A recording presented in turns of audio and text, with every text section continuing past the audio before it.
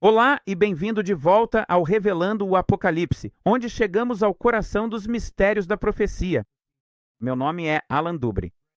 Se você é novo no ministério e está ouvindo isso agora pela primeira vez, aproveite, busque e investigue. Mas lembre-se também de voltar e assistir a esses vídeos na ordem um por um.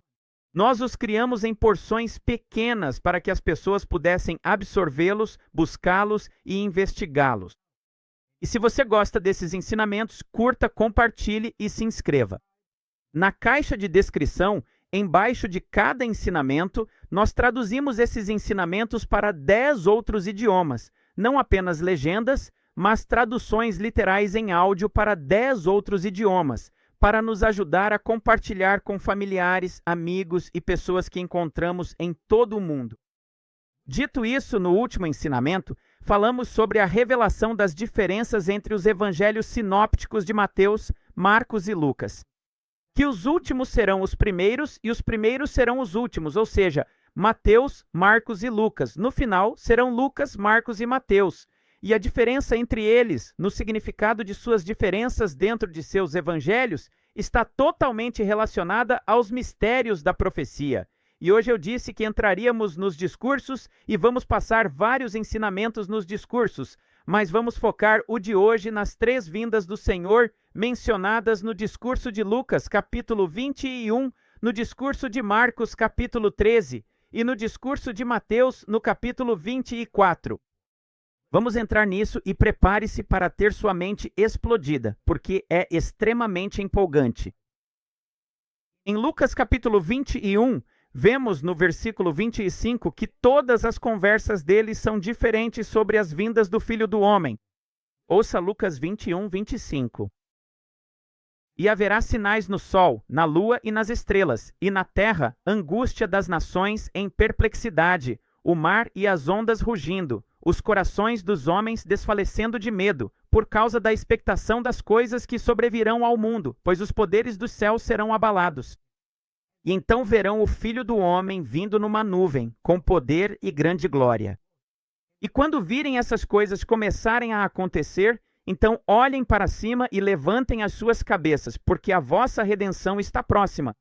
Você sabia que essa palavra para redenção em Lucas, capítulo 21, essa redenção, G629 no grego, só é encontrada no Evangelho de Lucas, não em Marcos e nem em Mateus, em nenhum lugar? Agora, preste atenção nisso. Essa vinda do Filho do Homem, ou o Filho do Homem vindo numa nuvem, a palavra nuvem está no singular. E a palavra em é a palavra grega 1722, que realmente significa em. Mas a palavra nuvem está no singular. Agora, preste atenção nisso. No discurso de Marcos, capítulo 13, ouça como ele explica isso. Em Marcos 13, começando no versículo 24, diz: mas naqueles dias depois daquela tribulação. Então agora você tem a palavra tribulação, que você vai ver que é encontrada no Evangelho de Marcos e no de Mateus. Mas você conhece a palavra tribulação? A palavra grega 2347 não é encontrada em nenhum lugar no Evangelho de Lucas. Há um motivo para isso. Mas diz depois daquela tribulação, não o fim de toda a tribulação. Até esse momento é o que está dizendo. Esse é o significado depois daquela tribulação. Veja o que diz. As estrelas do céu cairão. Lembre-se disso para mais tarde. Versículo 26, ouça isso. Então verão o Filho do Homem vindo nas nuvens. É o mesmo grego 1722, mas nuvens está no plural. Não é a mesma vinda que a de Lucas. É uma diferente. Agora, você está pronto para isso? Vamos para Mateus capítulo 24. Em Mateus capítulo 24, vamos começar no versículo 27. E você vai querer lembrar desse versículo para o que vou te mostrar depois. No versículo 27 diz: porque assim como o relâmpago sai do oriente e se mostra até o ocidente, assim será também a vinda do Filho do Homem. Esta palavra para vinda é a descrição da vinda literal do Filho do Homem com os pés sobre o Monte das Oliveiras, quando ele será visto de uma extremidade do céu à outra.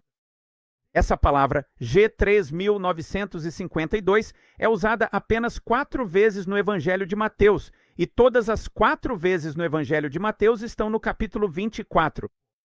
Essa palavra, que é usada 24 vezes no total no Novo Testamento, não é encontrada em nenhum lugar em Lucas ou em Marcos. Sim, é isso mesmo. Você adivinhou, há um motivo para isso. Você vai se lembrar dessa. Agora, versículo 29. Imediatamente após a tribulação daqueles dias. Você está vendo isso? Agora estamos falando sobre imediatamente após a tribulação. Não aquela tribulação, mas a tribulação. Agora ouça o que está escrito. No meio do versículo 30 do capítulo 24. E então todas as tribos do céu se lamentarão e verão a vinda do Filho do Homem nas nuvens. Agora, isso no papel parece igual ao de Marcos. Mas quando você tem a concordância de Strong à sua disposição, como eu tenho aqui com a KJV Plus, neste programa S-Word que estou usando, você descobre que essa palavra em não é o mesmo em de Lucas e Marcos, de ele estar nas nuvens com o 1722 no grego. É a palavra grega 1909, que significa sobre. Esse em de Mateus é a vinda do Filho do Homem sobre as nuvens, quando ele será visto como um relâmpago de uma extremidade à outra em sua vinda, imediatamente após a tribulação daqueles dias. Meu Deus do céu! Há 3 vindas do Senhor, irmãos e irmãs. E deixe-me provar isso para vocês um pouco mais. Em Lucas capítulo 17, começando no versículo 24, vemos todas as 3 reveladas. Ele começa com a última. Pois assim como o relâmpago brilha de uma parte do céu e resplandece até a outra parte do céu, assim será o Filho do Homem no seu dia. Lembra que eu disse, lembra Luke? Desculpe, Mateus 24, versículo 27.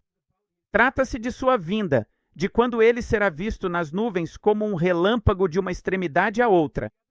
Ele começa com isso no versículo 24. Mas então ouça o que ele diz no versículo 25. Mas primeiro, antes de tudo, ele deve sofrer muitas coisas e ser rejeitado por esta geração, ou seja, a geração final. E como foi nos dias de Noé, assim também será nos dias do Filho do Homem. Comiam, bebiam, casavam-se e davam-se em casamento, até o dia em que Noé entrou na arca e veio o dilúvio e destruiu a todos. Esse, mas primeiro, não é a história de Noé de Mateus 24 no final dela. É aquela que faz referência a algo que acontece no início, no mas primeiro, e representa os 40 dias do dilúvio de Noé, quando o caos irrompe. Bem, você está pronto para isso? Você sabia que em Lucas, capítulo 21, no versículo 10, diz: nação se levantará contra nação, reino contra reino. Haverá grandes terremotos, fomes e pestilências. E olhe para o versículo 12, que só é encontrado no discurso de Lucas. Mas antes de tudo isso, ou seja, antes de nação contra nação, reino contra reino, há um período de tempo que acontece primeiro e está conectado a quê? A vinda do Filho do Homem numa nuvem, conectada aos 40 dias como nos dias de Noé. Bem, adivinha só? O que vem antes de nação contra nação, reino contra reino? O que é nação contra nação, reino contra reino? Nação contra nação, reino contra reino começa no segundo selo, o cavaleiro do cavalo vermelho. Diz que a esse cavaleiro do cavalo vermelho foi dado poder para tirar a paz da terra e para que matassem uns aos outros. E foi-lhe dada uma grande espada. O que é isso? Isto é nação contra nação, reino contra reino. Então, mas o que vem primeiro? O que vem antes de nação contra nação, reino contra reino. Você acertou. O cavaleiro do cavalo branco. O Filho do Homem está vindo perto do início como o cavaleiro do cavalo branco, antes de nação contra nação, reino contra reino. Você sabia que o discurso de Marcos, começando no versículo 8, diz: nação se levantará contra nação, reino contra reino, terremotos, fomes, tribulações. Estes são os princípios das dores? Não há um, mas antes. Isso inicia o cavaleiro do cavalo vermelho após o discurso de Lucas. O discurso de Marcos começa com o cavaleiro do cavalo vermelho. Agora, preste atenção nisso. Você sabia que Marcos 13 tem uma abominação da desolação que é diferente da de Mateus? A abominação da desolação em Marcos é aquela que trata da marca da besta? Deixe-me provar isso para você.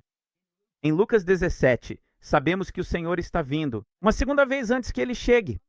Lembrar? Antes de sua chegada, por fim, há um relâmpago de uma extremidade à outra, e começa em Lucas 17, 28. Da mesma forma, assim como foi nos dias de Ló, eles compravam, vendiam, até que ele fez chover fogo do céu. Então foi revelado o Filho do Homem. Esta é a passagem conectada ao discurso de Marcos sobre a vinda do Filho do Homem nas nuvens. Mas o que eles estavam fazendo antes de ele fazer chover fogo do céu? Eles compravam e vendiam. Você sabia que esse compravam e vendiam de Lucas 17 é o mesmo comprar e vender? Deixe-me mostrar isso para você. É o comprar G59 e o vender G4453. É o mesmo que a marca da besta. Quando eles compram e vendem na época da marca da besta, comprar G59, vender G4453. A abominação da desolação no discurso de Marcos é a compra e venda da marca da besta até que tudo seja destruído na vinda do Filho do Homem nas nuvens, que é exatamente por quê? No discurso de Marcos diz que as estrelas do céu cairão na vinda do Filho do Homem nas nuvens. E em Apocalipse 6, no final do sexto selo, e as estrelas do céu cairão sobre a terra. E quando é isso? Eles clamam, rochas e montanhas, caiam sobre nós e escondam-nos da face daquele que está sentado no trono, pois é o grande dia da ira do Senhor. Você sabia que em Mateus capítulo 24 há outra abominação da desolação que acontece? E isso porque a abominação da desolação em Mateus acontece porque o templo terá sido reconstruído na primeira parte das trombetas. Então, o que acontece? É que vemos nessa grande abominação da desolação que então o Filho do Homem virá novamente como um relâmpago de uma extremidade à outra, o que diz que imediatamente após a tribulação daqueles dias é quando ele será visto vindo nas nuvens, e diz que será com o grande som de uma trombeta. Você sabe qual trombeta é essa? Claro, é aquela que ele mencionou em Lucas 17, 24.